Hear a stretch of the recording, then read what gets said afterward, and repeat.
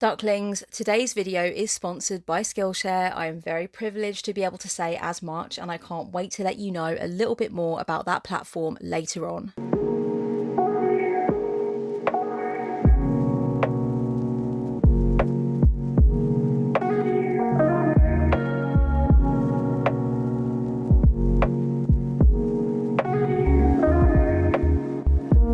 Hello there, my little tofu firecrackers. Thank you so much for joining me for this video about my witchcraft journey. I know I've made a few different videos about my journey with the craft, and it's always something that I enjoy exploring and returning to. And lately I have been doing a bit of journaling and a bit of note-taking, a little bit of contemplating about what has changed over the course of time in my journey. And particularly I'm thinking about things that the little baby witchling version of myself, maybe in my sort of late teens, mid to late teens, would be particularly surprised or maybe even horrified to find had changed. You know, when you think about the different versions of yourself that you have been in witchcraft or in general or in any other area of your life, there's always this very interesting point from which you can look back and think, oh wow, the younger version of me would have not related to this or would have really been against this. But I have evolved and changed and learned to this point where it makes all the sense in the world right now to me, you know, so it would be hard to translate it to that former version of yourself. It's kind of like imagining taking a smartphone into the Victorian era and trying to convince them that like in the future, this is what will be happening. And they're just like, what? I'm sorry, meh. So maybe it would be exhilarating for some of them. I feel for others of them it would be quite scary. The idea that you can just get questions answered on Google and stuff like that, you know, so it would just be alien basically to this younger version of me. So I really want to talk about that today. And I encourage you to think actively about your journey with the craft, your journey with spirituality, and about what the former version of you or some former versions of you would just think was kind of buck wild and crazy and unexpected, basically. There are some things on this list of 10 things that I think the baby witchling version of myself would be pleased with, or at least entertained by, but I think some of them would be way too far out, way too different, and the former version of me, that younger witchling, would not be happy with. And so this is it proved to be a very interesting list. I'm excited to share it with you. Okay, so first thing, number one thing that I think the younger version of me as a witch would be surprised by is that I really do not plan things out as much as I used to, by any means. I used to be a massive depth planner, and I used to be someone that really enjoyed coming to the process of creating ritual and, you know, really is sort of giving myself to that, giving myself a lot of time to plan it and a lot of time to stew over it and sometimes agonize over it and try to figure out all the different times in the ritual where I wanted it to be flowery and what I wanted to be said. And then the other points where I wanted kind of like high impact and sharp wording or sharp gestures or whatever. I definitely had a lot of thought put into those things. And now not anywhere near so much. There is a lot more spontaneous stuff happening.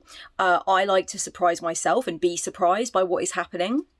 I definitely have a strong feeling that there is power in spontaneity. There is power in the unexpected. The unpredictable nature of things is often where a lot of potency is stored. I definitely feel that way.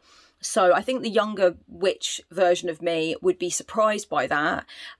Certainly, I think I was very precious about the planning of things, especially the wording, the addresses, you know, to the season, to the Sabbath, etc.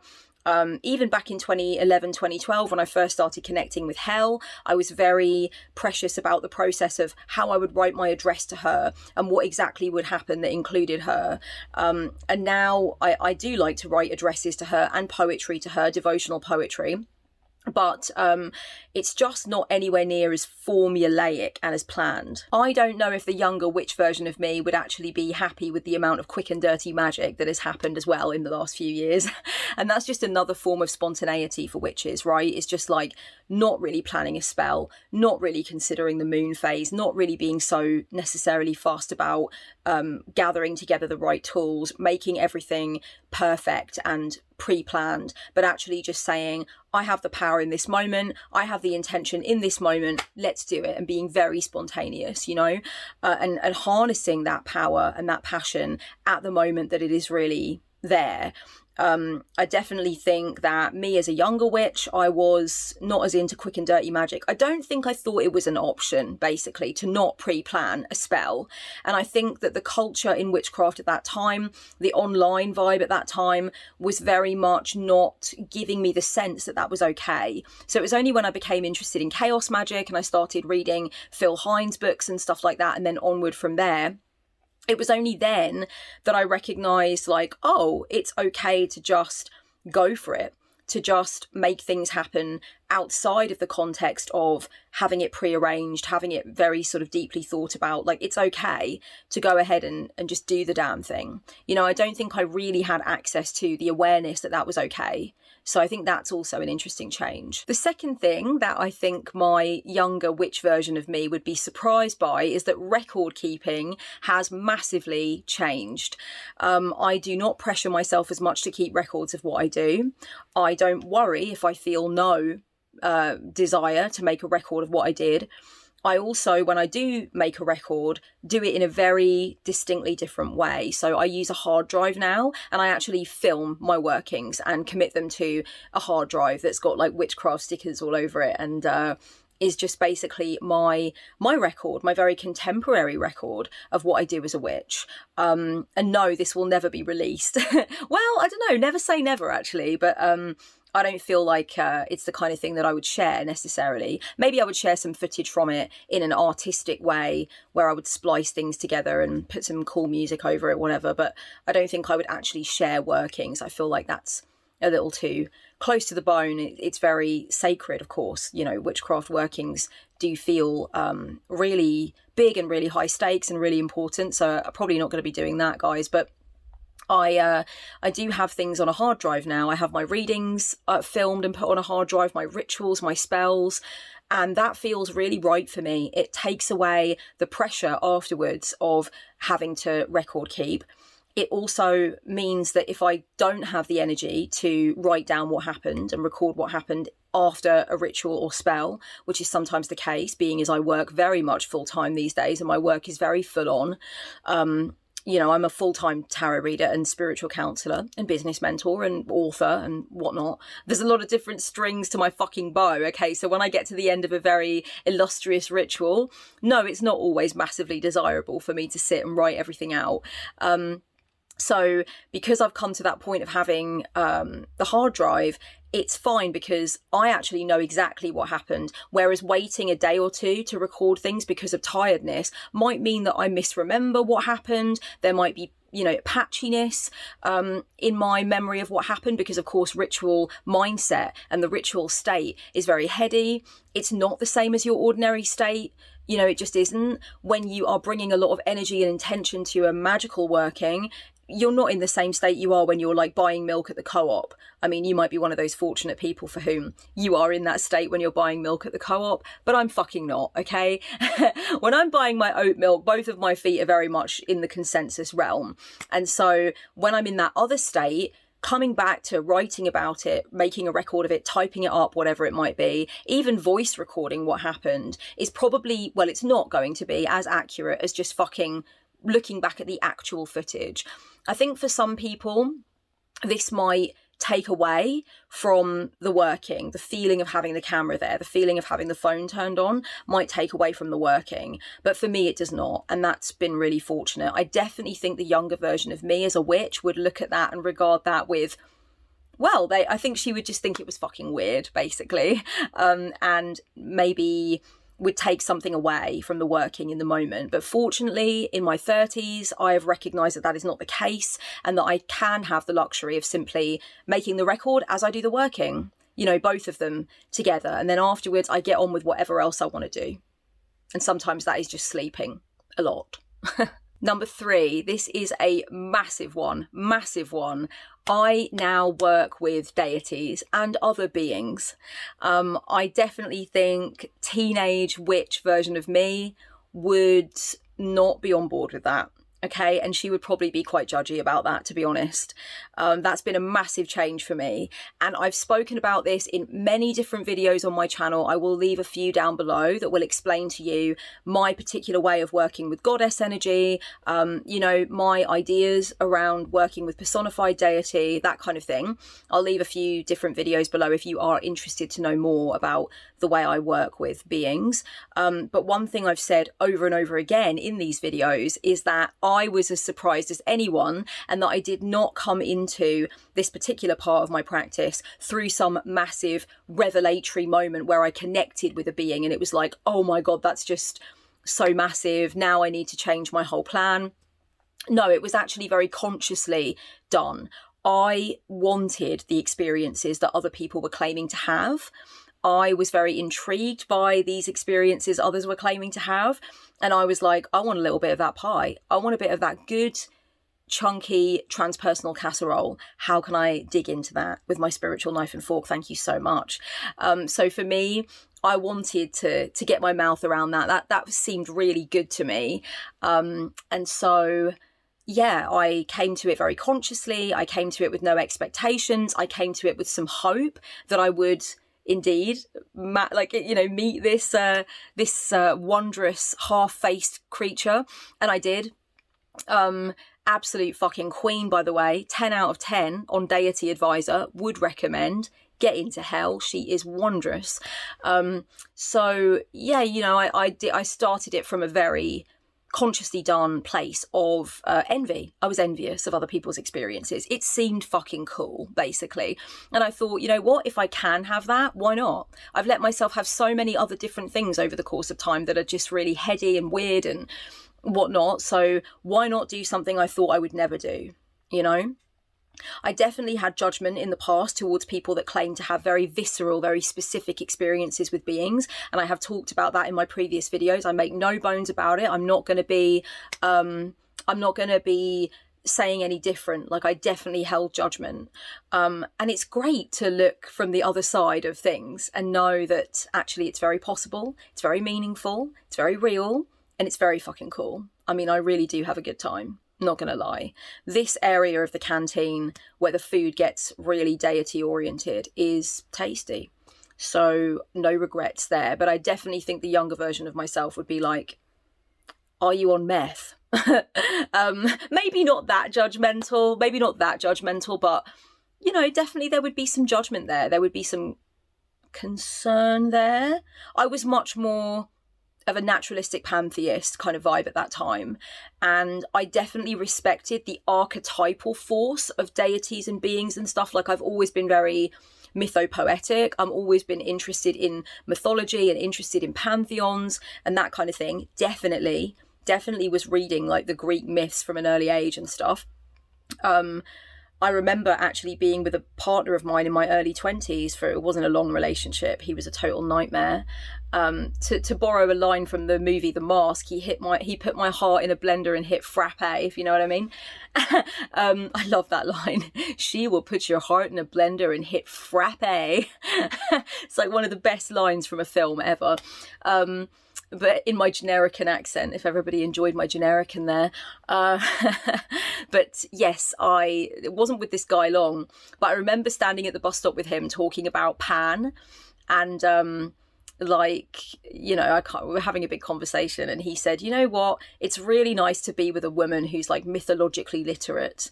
And I was like, thanks, that's a great compliment.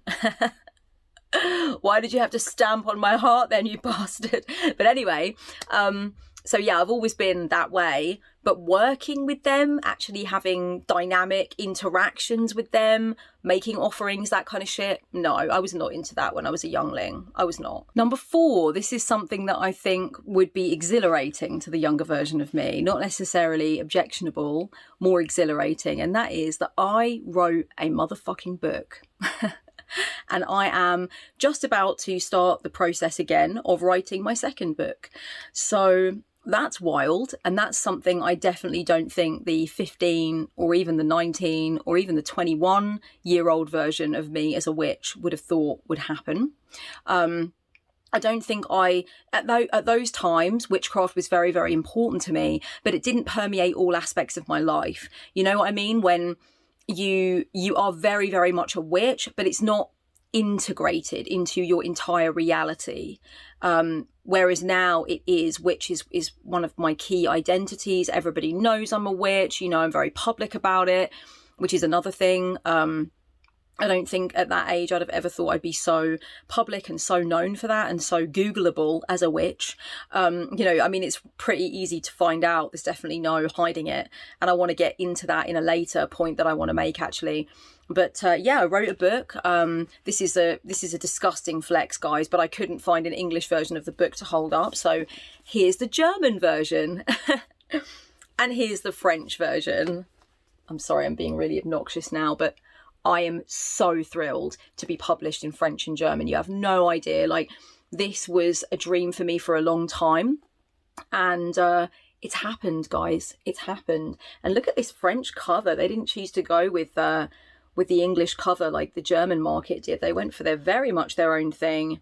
Actually, there's so much symbolism in the French cover that I was panicked when I opened it, because I was like, wait a minute, I can't sanction anything that they do in another market, right? That's not my jurisdiction. When I sell the rights, they get to do what they want with the imagery. And so I was like, do I believe in all this imagery? There's tattoos on the fingers. There's a Ouija board tattoo on her chest. I mean, I write about Ouija boards in the book, so it's fortunate that I was not, well, I was going to say it's fortunate that I wasn't super against them, because there's one on her chest, but like, why would I be against Ouija boards in a book called Rebel Witch? That makes no sense.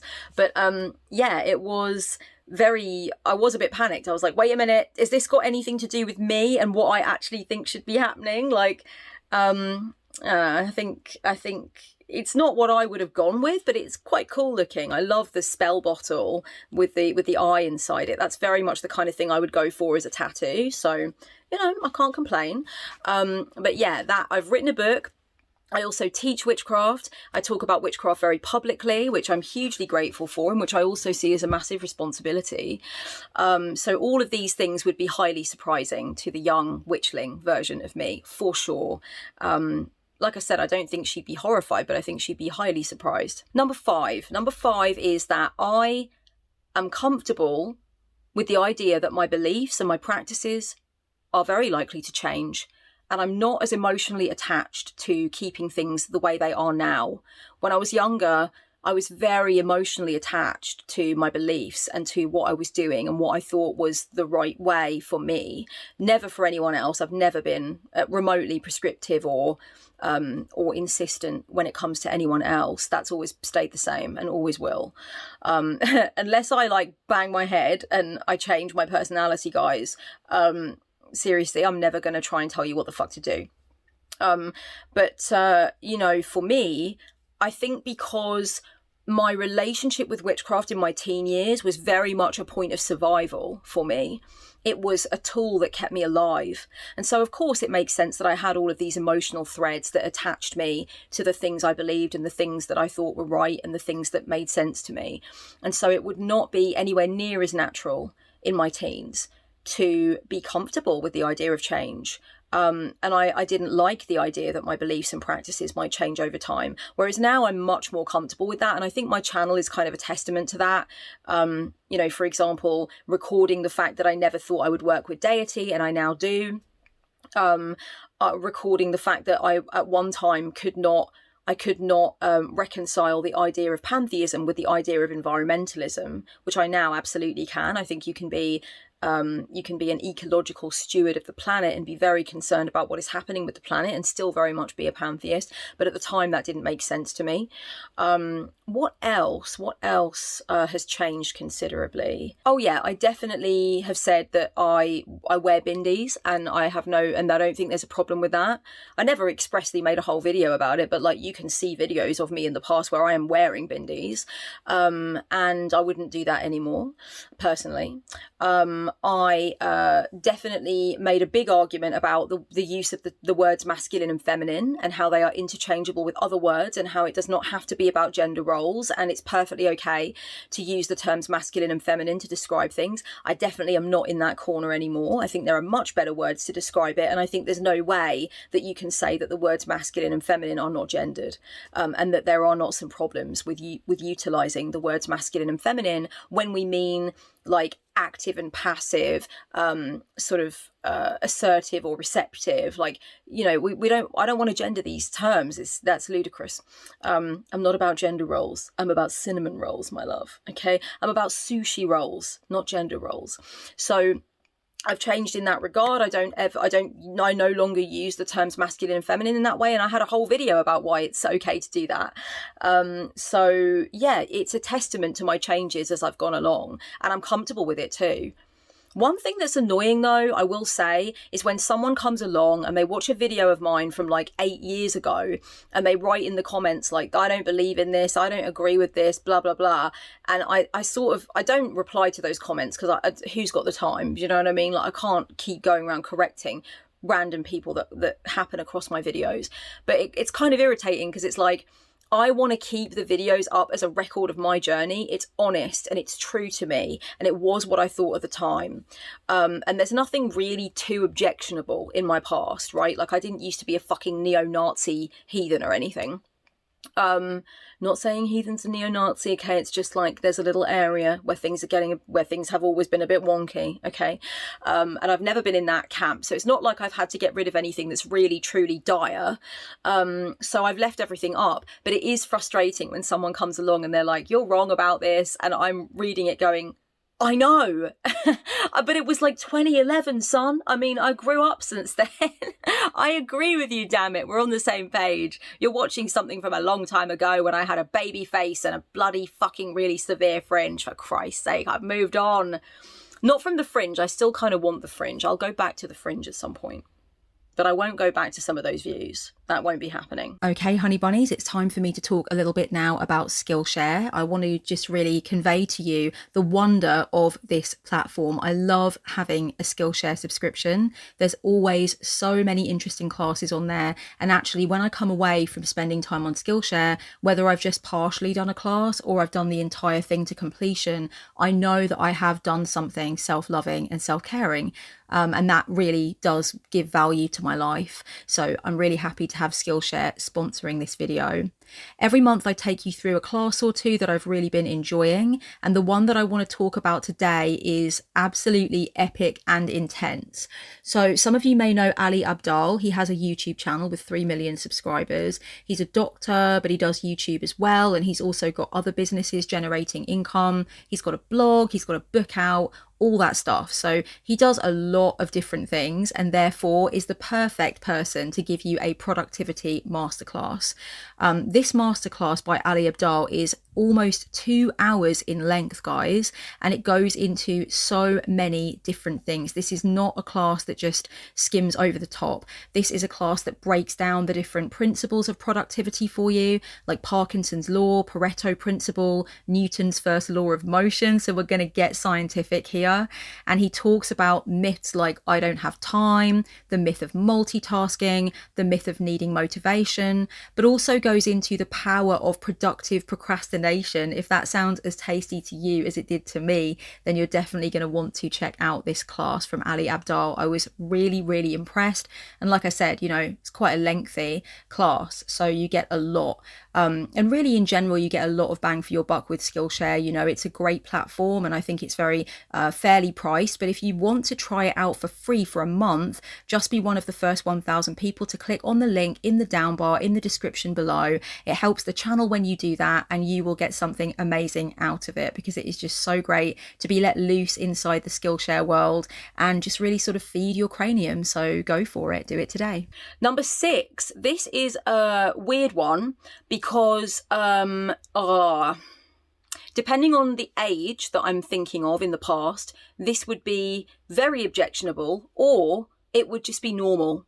So you could say that this number 6 point that I'm going to make is almost a return to who I was as a teenage witch, but it is a massive departure from who I was as like a 21-year-old witch or a 23-year-old witch.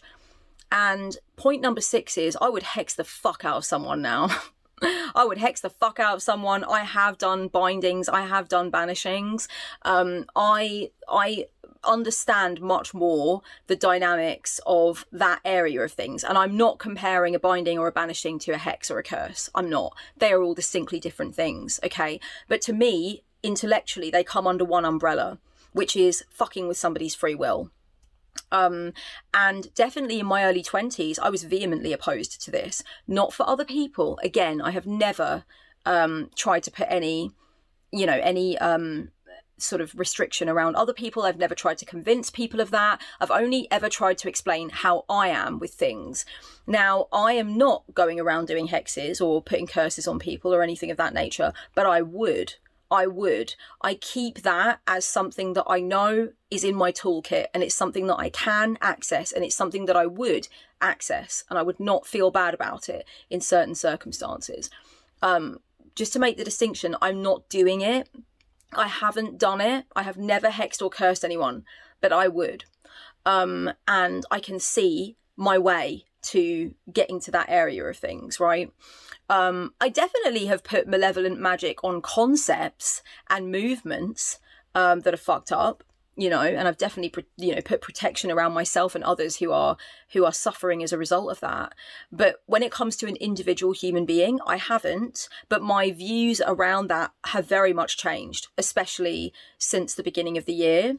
I definitely can. Well, I've always seen the therapeutic and cathartic value of it. I've always seen the psychological value of hexes, but I also believe they can work, right? I'm a witch. So there is always that thing of like, well, psycho-spiritually, I totally get it and I condone it and whatnot. But then as a witch, like the idea that I could actually fuck with someone's life, not just for my own emotional catharsis, but for real. I think that's where I've always had that sort of divergence in my thinking, and that divergence is not so much there anymore. Chips fall where they may, essentially. So that's different. But like I said, the 15-year-old version of me would be like, well, yeah, I mean, obviously, hello. I can't actually remember if I did any hexing or cursing when I was that young, guys. Maybe I've remembered it in a previous video, but I don't remember right now off the top of my head, but I don't think I did. I definitely had big, I'm going to make you afraid of me energy. Whether I was in witchcraft, whether I was, in sacred space or not, didn't matter. Like I've worn Barbie hands and Barbie heads around my neck when I was a teenager to fuck with the girls at school who would bully me and stuff like that.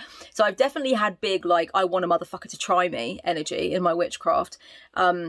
But I've never tried to bring the cosmic hammer down on somebody, to my recollection, which is very surprising considering some of the things I went through as a teenager. Highly surprising. But I was more concerned with putting protection around myself and others, shielding myself and others from the abuse I was suffering. It was more about that. Not as a moral thing, necessarily, when I was a teenager. When I was a teenager, I understood the need to burn things the fuck down. I had very indignant, incandescent, holy rage. It was actually very unhealthy in the end, and I had to stop and meditate and like heal from that shit, right? But there was a very legitimate reason why that was there. And I definitely wouldn't see a problem with utilizing it in that way. But as I got into my 20s, I started meditating when I was around 19. I started healing from a lot of the things I went through when I was younger. In my early 20s, I certainly would not have thought that hexing or cursing or anything of the sort was groovy. And I've come back to a point of being like, you know what? There are some grooves. There are some grooves in this woodshed. And I'm ready. I'm ready to get down. I've got to get up to get down. Stop it, Kellyanne. I'm sorry. I've been gearing up to make this video for fucking days, and I've been putting it off, and now it's finally here. I'm like, I can't stop rambling. I'm prattling on. Number 7, I found the very healthy place between hiding it and blabbing about it. And that is in relation to my status as a witch. I certainly went through times where I felt very insecure about talking about it because I thought that people that I respected would think I was a whack job and I was completely stupid and I was not credible because I said I was a witch. I was very nervous about that. I know other people are nervous about talking about it for other reasons, like religious persecution, for example. I never felt that in my country, in my time of growing up where I was in England. But what I did feel was that my atheist friends and my, the adults in my life that I respected, etc., would think that I had like lost it, and again, that I didn't have intellectual credibility. And I was very concerned about that. I was concerned about what potential partners might think. If I really liked someone, I probably would hide it. Then I would go through phases where I would be very overt about it, and it was almost part of my protection mechanism to be very full frontal about it. And I'm quite full frontal as a person, let's face it. I'm very assertive as a person. I've never been backwards and coming forwards. I'm not shy. I could never be accused of being shy. So I guess it's part of me as a person to be that way and to own my story and to own who I am and what I think. But I think it would go too much it was too far in that overt direction. And it was almost like to make a point that I didn't really need to make.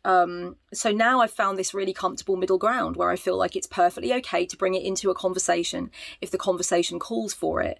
And if I want to explain why I feel a certain way, I might refer to the fact that I'm a witch, because that's part of what explains my particular view on life in any given area. So I want to be real about that, and I want to explain that to people. But I also know that I don't owe anyone an explanation of anything, and that there are certain times where it is actually wholly appropriate to be quiet, to not speak about it.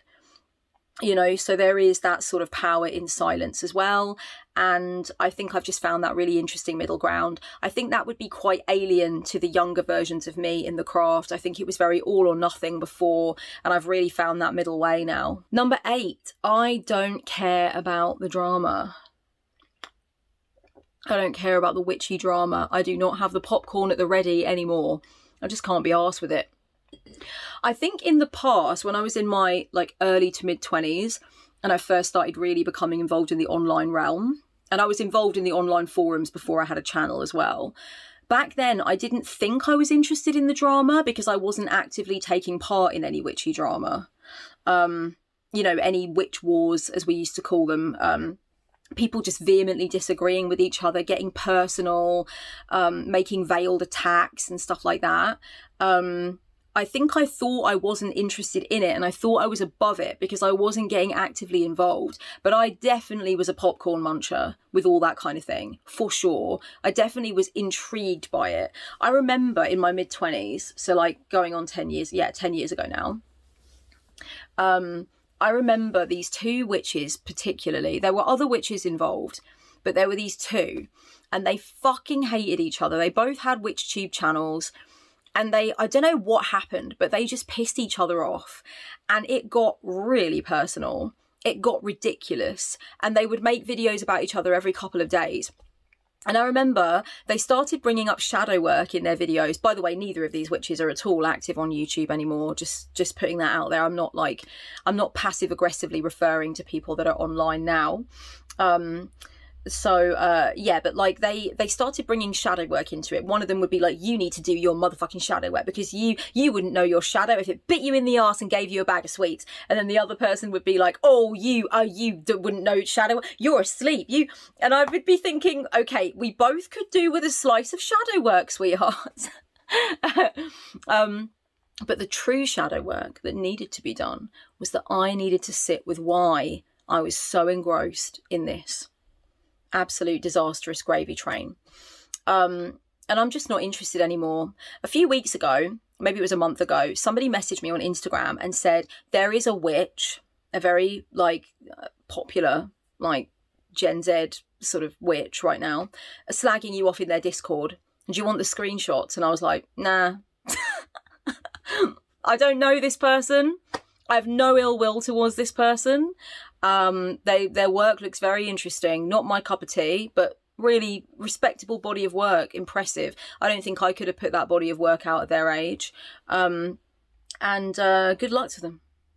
I had no interest in seeing the screenshots of that. I said it's none of my business what this person thinks.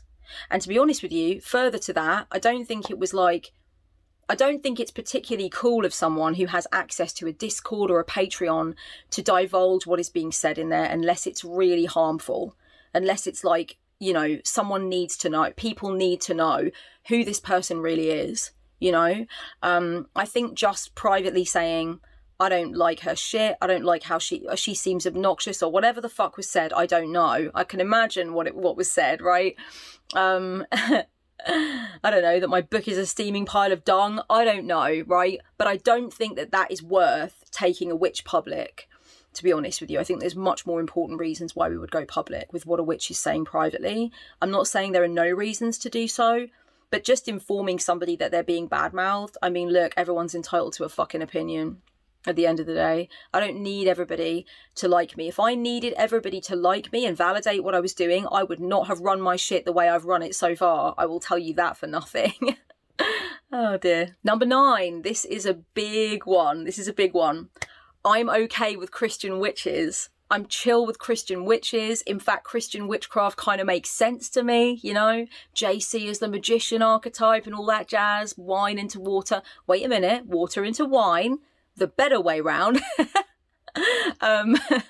You can tell I'm not biblically literate, darlings. It took me a while there. But yeah, I'm cool with that. Would not have been cool with that as a teenager. No way. No siree, Bob. I would not have been into that shit. But I'm just so fine with it now. Yeah, it's just fine. I guess I don't have anything else to say on that. It's just a very small point, I suppose. But to my teenage witch self, I definitely was riling against religion. There was a point in my life where I was vehemently anti anything that I felt was vehemently anti me, you know. I didn't have much nuance around Christianity, which is weird because I grew up with a Catholic nana who was very nuanced about religion. She used to be part of the Catholic Mothers League, and she told me about meeting up with like the Jewish Mothers Association and swapping food and talking about like how are we going to raise our kids to be in this secular world. So like, you know, they were all sitting chilling together. It was fine. My nana also completely accepted my sexuality. I went up there and stayed there with my girlfriend when I was in my teens. I must have been 17. And I went up there with my first proper girlfriend, Jodie. I was with her for like 3.5 years. And yeah, my nana was fine with it. I think she was quite proud, actually. I really think she was quite proud. She was chill about it. Yeah. I remember she described Jodie as my friend when talking to a couple of my other sort of auntie figures in the family about it. Girlfriend was not used, which I was a little frowning upon. But as a whole, she was fine with it. It was cool, you know. We stayed in twin beds in the same room. It was very cute. You know, needless to say, at night sometimes only one of those beds was occupied, if you know what I mean. But I can't fault it. I can't fault it for such a devout Catholic woman. She was very nuanced about stuff. So I don't know why in my teens I decided that there is no nuance in Christianity and they all think that witches should die by the sword and blah, blah, blah. Thou shalt not suffer a witch to live. King James vibes. I don't know why I thought that was the whole animal, other than the fact that I was searing with white hot like adolescent hormones and everything was the enemy to me, right? That's just how it is when you're an angry teenager that's been through some shit. So yeah, that was that. But now I'm just like, yeah, Christian witches, come on down. Sounds interesting. Tell me more. The final thing, number 10, that's definitely been a big change is that I'm not shy about suggesting spiritual solutions to non-spiritual people. I feel like I'm very good at gauging when it's appropriate to do that and when it's not so appropriate to do that.